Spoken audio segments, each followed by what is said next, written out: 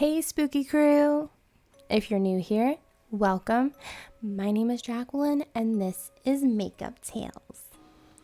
On Tuesdays, I post a video where I complete a makeup look while narrating a spooky scary story.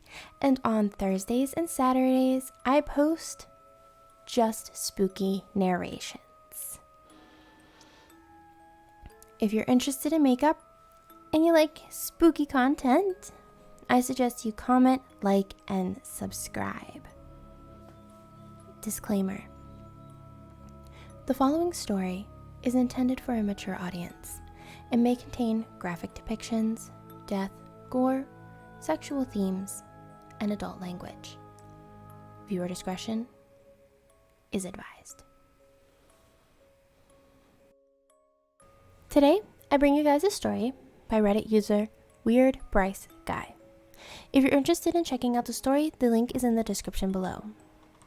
Also, the user has a book, so you should check that out. Link will be down below.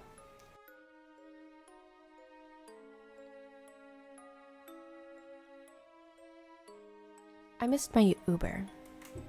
Or rather, my Uber driver went to the wrong pickup location. And rather than come to the right one, or at least give me time to go to him, he simply drove away, leaving me stranded and forced to walk 7 miles home. I wasn't too upset. I'd at least gotten my money back for the unceremoniously canceled ride. The weather was nice, cool, and a bit breezy, but not annoyingly, so I put in my earphones and began my multi-mile trek. The first half of the walk was unexpectedly uneventful. It began a few minutes after noon, and there was the occasional midday jogger pumping along in the distance, but otherwise I encountered no one on foot, and the cars which sped by paid me no mind. It wasn't until the final stretch, a roughly straight line to my apartment complex of about 2 miles, that I sensed something was off. Initially, it was merely a prickling of my skin, a sudden instinctive awareness of a follower. Someone or something intentionally following my trail. But when I looked around, I saw no one, just the flat lots of an in-development residential area. A few minutes later, the feeling spiked, arising to an alarming degree of environmental sensitivity, to the point where I physically recoiled from some unknown presence, my body cringing in response to a threat not consciously perceived. I spun around, eyes wide, scanning the area, but saw nothing. Found no one following me from any perceivable distance. There were no cars lingering at intersections or idling on either side of the road. I was completely, vulnerably alone. Sufficiently unsettled and unable to shake away the alarmed feeling, I decided to stop at the next place of business and order an Uber from there. I had less than 2 miles to go, but figured that I could just include a digital note in the reservation about paying a considerably generous tip for what would be a pretty pointless ride. A few extra bucks for my physical, or at least mental, well-being seemed like a fair trade. Eventually, I spotted a gas station a few hundred feet ahead, and the uneasy feeling somewhat dwindled. I probably should have jogged there, had no reason to continue a casual walk when I intensely feared some unseen pursuer. But I continued my unhurried stride, perhaps not wanting to look weird, jogging in my work uniform and boots. Lack of expediency was, unfortunately, my downfall, because my pursuer caught up to me. There was no sun in my eyes, no darkening of the area by a sudden accumulation of clouds, no dust storms or wind-swept debris, or anything else that could have rationally explained the sudden and complete cessation of my vision. For a second, if even that long, I lost sight, stared into absolute nothingness, and then the world was immediately and totally returned to me. But in that second, during that inexplicable lapse of light, something seized and bit me. I felt teeth sink into my shoulder. I felt the immense pressure as the ensnaring jaws clenched, sending those piercing tips through my shirt, skin, and muscle. Felt the inexpressibly invasive sensation of teeth impacting bone. And then, the release of the pressure, the withdrawal of the teeth, coeval with the return of my sight. The pain was awful, without a doubt, but the fear was worse. The psychological trauma of having been bitten, not stung by a fly, crafty, evasive insect, but bitten by something large enough to sink its teeth into my flesh from a height that was apparently comparable to my own. Pointlessly, I spun around, my eyes bouncing off every surface, desperately seeking to identify and, subsequently, flee from whatever had attacked me. But, as I'm sure you can guess, I saw nothing. There was no one on the road, nothing crawling across the ground or soaring through the sky. Overwhelmingly terrified, I ran.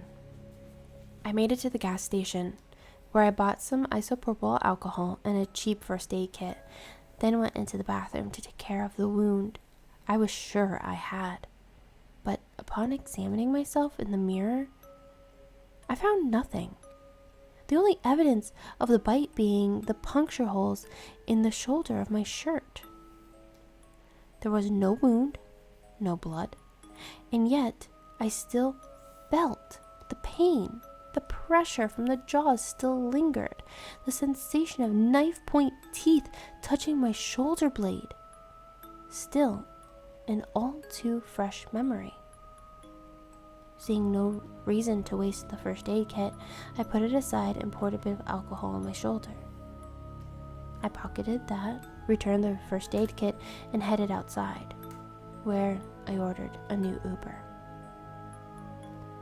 As I waited, I scanned the area and the horizon for signs of that unseen predator, but saw nothing out of the ordinary. My Uber arrived and took me home without incident. Hours later, while washing dishes after dinner, I noticed something odd and incredibly startling about my left hand. While rinsing out a bowl, my hand seemed to flicker from existence, leaving me to react in a somewhat silly way. My right hand, the one not holding the bowl, shot to it, thinking that the bowl would fall in the sudden absence of my left hand. This inadvertently caused me to knock the bowl from my left hand, which had not physically disappeared, and send the glass container sliding across the counter until it fell off and shattered on the floor. A second later, my left hand became visible again. I attributed the bizarre phenomenon to tiredness and overwrought nerves. I was still frazzled by the incident earlier in the day, as anyone would be, and assumed that I was simply in need of rest. It didn't occur to me that there might be some connection between the bite and my hand's brief invisibility. Absent-mindedness and exhaustion, I reasoned, could cause people to not see objects or even other people right in front of them. I quickly finished up the dishes, took care of a few nightly duties, and crawled into bed. The next morning, I woke up to find that my left arm, portions of my left leg, down to the kneecap, and about half of my torso were missing. These areas of my body were, of course, there physically, but I could not see them. Saw only the impressed bedding beneath. There was no pain, but I nonetheless screamed, thrown into hysterics by the incomprehensible sight of it itself. With a mind refreshed by rest and sparked to activity by terror, I immediately drew a connection between this incomplete spectral dismemberment and the bite from the day before. That unseen predator had somehow infected me with its own latent or artificially produced ability, had imparted to me the capacity for total transparency, or at least unparalleled camouflage. Carefully fearing that my partial invisibility would actually become an absence of body, I got out of bed and went to my bathroom, where I examined my eerily incomplete reflection. It was soul-chilling seeing myself half-formed, the image inexplicably subtracted, yet not feeling any accompanying sensations of physical loss. I tried to reassure myself that the effect was purely optical, that I visually erased limbs that still belonged to me. There was no question that this was reality, no doubt that I was awake, aware, and truly experiencing the unexplainable phenomenon. No dream had ever felt so real. I briefly considered going to a hospital, but dissuaded myself from that action for two reasons. The first, my appearance would nonetheless be noticed by whomever I called to give me a ride. While my invisibility was limited to my flesh, thankfully, I would not be able to reasonably justify wearing body-covering clothing to anyone who happened to ask. Prior to being examined by a healthcare professional, and that posed its own issue. Upon being examined, I probably would not be allowed to leave. Made a subject of extensive study, most likely against my will. Invisibility or camouflage of this extent would of course attract the attention of the government and military, and the fledgling conspiracy enthusiast in me had no hard time conjuring up the idea that if I refused to cooperate, any number of unsolved crimes could be miraculously solved by introducing the presence of the invisible being into the question. I did not go to the hospital. By 3 p.m. that day, only my chest, right arm, neck, and head remained visible in my reflection. Peering down and seeing nothing of myself, seeing only the floor or chair beneath, was both terrifying and nauseating. I began to disassociate, to envision that I was truly disembodied. Some floating specter, a ghostly echo, pathetically clinging to the space once occupied by my body. I began to disassociate, to envision that I was truly disembodied. Some floating specter, a ghostly echo, pathetically clinging to the space once occupied by my body, incapable of letting it go and moving on to some higher or lower place beyond death. For hours, I stared at the walls and ceiling, lying back on my couch so I did not accidentally gaze downward and see only the cushions, weighed down by some imperceptible thing. By 5 p.m., I was only ahead. The floating face reflected in the mirror, frozen in an expression of mental exhaustion and grief. I grieved for my lost body, hurt spiritually, for what felt like the erasure of my being. Even though I was still tangible, still there, in the traditional sense, I had not eaten since waking, hadn't dared to find out what would happen to anything I ingested while invisible. I researched the concepts of invisibility, cloaking, and camouflage, but nothing seemed entirely applicable to my situation. As far as I was aware, I had not been genetically altered. There was no reason to believe I had spontaneously developed chromatophores, which allowed me to undergo some amphibian-like metacrosis. I noticed no reflecting of light around me or in my reflection, and there were no optical illusions powerful enough to even approach the level of transparency my body exhibited. There was no neurological or psychological affliction I found that might have entirely explained my condition, at least not with how rapidly it had developed. My case, my nightmarish condition, was unprecedented in the fields of medical science and physics. By 7 p.m., all that was reflected in the mirror was my right eye. And as if my situation was not bad enough, I lost sight in my left one. But the absence of leftward sight was not total, that is to say. I ceased to see the normal world and began to see another, weirder world, wherein the objects of my house were but faint, insubstantial shadows. Light as a thing cast off, emitted, or reflected, was replaced by darkness in this inversed world. Darkness was a thing alive. Objects and windows radiated shadows, bled blackness where the light would have ordinarily shone. And all the while, my right eye saw the normal world. The duality of vision, this dark light optical dichotomy, was no less horrifying than disorienting.